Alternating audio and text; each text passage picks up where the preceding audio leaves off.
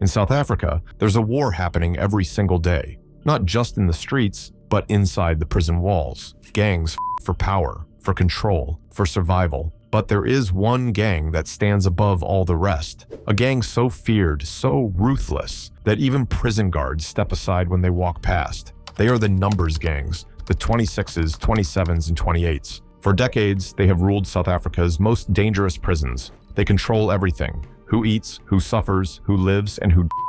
Inmates have only two choices: join them or live in fear. And for those who refuse, their days are numbered. But how did these gangs become so powerful? How did they take over the prison system and turn it into their own kingdom? To understand their deadly reign, we need to go back to where it all began. Deep in the mines, where a single man's vision created a force that would shake South Africa forever. This is the story of South Africa's most dangerous gang. If you ask any member of the numbers gang where it all began, they'll tell you a story passed down through generations. A story so legendary that no one knows where the truth ends and the myth begins. And at the center of it all stand two names: Nongolosa and Ngeleketiani. It all started in the late 1800s, a time when South Africa's gold rush turned the land into a ruthless battleground. Black laborers were forced into dangerous mines, digging up wealth that would never be theirs. For them, the mines were a slow death sentence. But one man saw another way. His name was Paul Mambazo, and he refused to be another cog in the machine. Paul saw the system for what it was: pure exploitation. So instead of breaking his back for those who saw him as disposable, he chose rebellion. Along the way, he met two young men: Nongoloza, a determined Zulu boy searching for work, and Ngeleketiani, a sharp-witted Xhosa with no love for colonial rule. Paul took them under his wing, teaching them the ways of the outlaw: secrecy, strategy, and most of all, survival.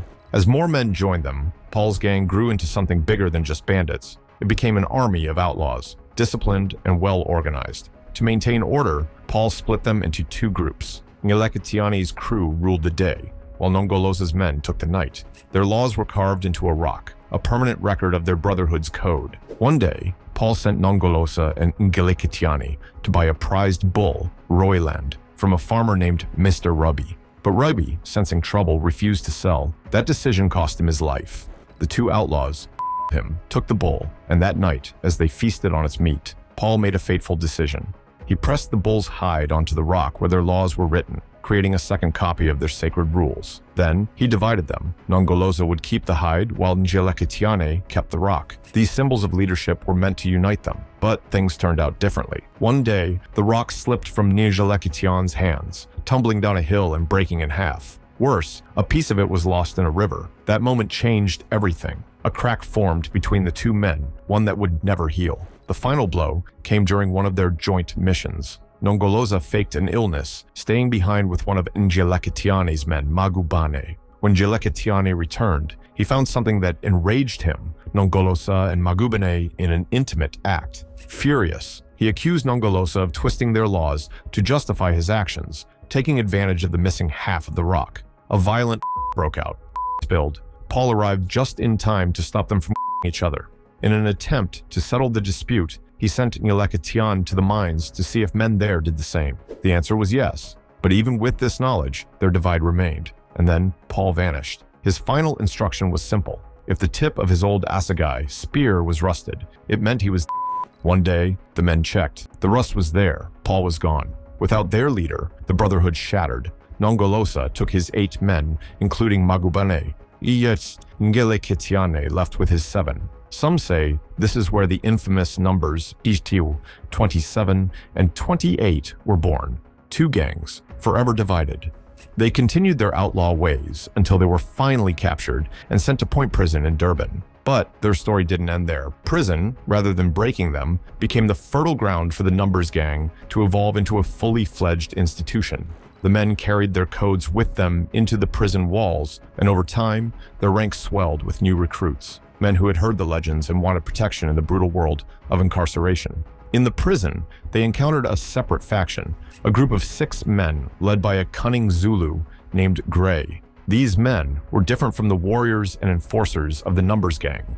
They weren't in the traditional sense, but they were survivors, experts in smuggling, gambling, and the art of deception. Their skills weren't measured in battle scars, but in their ability to manipulate the prison economy. They ran dice games in the shadows, smuggled band under the guards' noses, and orchestrated trades that kept them in power. At first, the relationship between Gray's men and the Numbers Gang was hostile. The Numbers had carved their empire with violence, and these gamblers and swindlers seemed like little more than parasites, profiting from an underworld they hadn't fought to build. But Nongolosa, always the strategist, saw something else. He saw an opportunity. Rather than eliminating Gray's group, he offered them a place within the hierarchy, not as equals, but as subordinates. They would become the 26s, a faction tasked with one responsibility: wealth accumulation. Their job was to gamble, smuggle, and ensure that the Numbers Gang controlled the flow of money and goods inside the prison walls. The name itself carried significance. The 26s had begun as 6 men, and by keeping their number in their title, Nongolosa ensured that they would always remember their lower status. They were known as Izisebenzi, the workers, because their role was to generate resources, not to wield power. They were not warriors like the 28s, nor were they enforcers of the law like the 27s. They were the financial backbone of the gang, their existence crucial but inherently inferior.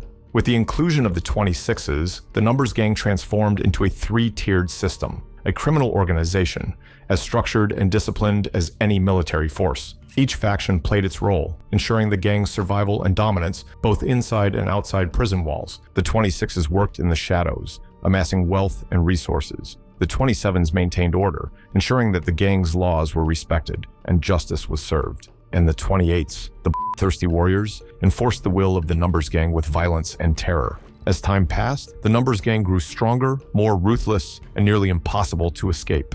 Inside the prison walls, one thing became clear: if you weren't with them, you were against them. And in a place where the weak don't survive, refusing to join meant living in constant fear, or worse, becoming a target. But joining the Numbers wasn't as simple as asking for protection. Their ranks weren't open to just anyone. Every recruit had to prove their worth, endure brutal tests, and take part in rituals that would forever bind them to the gang. There was no easy way in, and once you were in, there was no way out. And for anyone new to the South African prison system, their first night is more than just a rude awakening. It's an introduction to a world with its own rules, its own language, and a brutal test of loyalty. It all starts with the cell cleaner, the guy who runs the space and keeps order. If you're lucky, he'll leave you alone. If you're not, well, let's just say your first night is one you won't forget. But the real initiation begins when someone known as Die Glass starts watching you. He's not just any gang member. He's the one with an eye for potential recruits. And if he sees something in you, he'll approach you with a riddle. There's no way to prepare for it. Your answer doesn't just determine if you get in. It decides your place in the hierarchy. But words alone don't cut it. To truly prove yourself, you have to spill. It could be another inmate, or if you really want to make an impression, a warden. And the way you carry out the act matters. The isn't yours to choose. It's handed to you by the Nyongi, the prison doctor, who decides how deep you're supposed to go. A short means a warning. A long one? That's an execution. When the deed is done, the gang seals your fate with a chilling declaration: Die Nomer is volume, which means the number is complete. In that moment, you are no longer just another prisoner. You have been absorbed into a system so deep and ruthless that every drop of binds you to the Numbers Gang forever. The Numbers Gang operates with a strict hierarchy where every member has a role, and power is determined by experience, brutality, and unwavering loyalty. At the top sit the general and klopper, the highest-ranking leaders who dictate gang laws, oversee major decisions, and command absolute obedience. Beneath them are the lieutenants and sergeants, responsible for enforcing orders, managing lower-ranking members, and ensuring discipline through ruthless punishments. Then come the soldiers, the enforcers who carry out executions and other violent acts to prove their worth. They are split into 2 lines: the gold line, warriors who fight for the gang, and the silver line, subservient members often subjected to brutal treatment.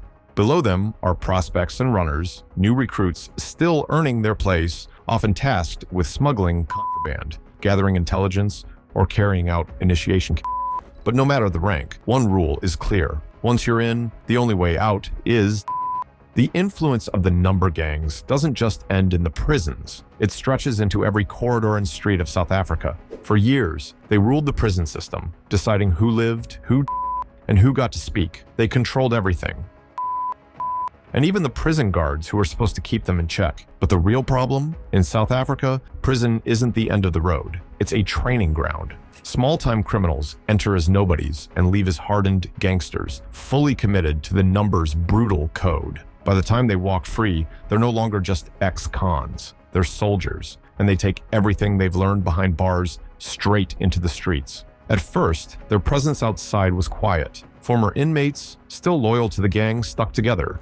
They started running protection rackets, collecting debts, and keeping in touch with their imprisoned leaders through smuggled cell phones. But as South Africa's crime rate skyrocketed and police struggled to keep control, the numbers saw their chance. The streets were there for the taking. One by one, they absorbed smaller street gangs. Unlike other criminal groups, they didn't need to prove themselves. Their reputation from prison was enough.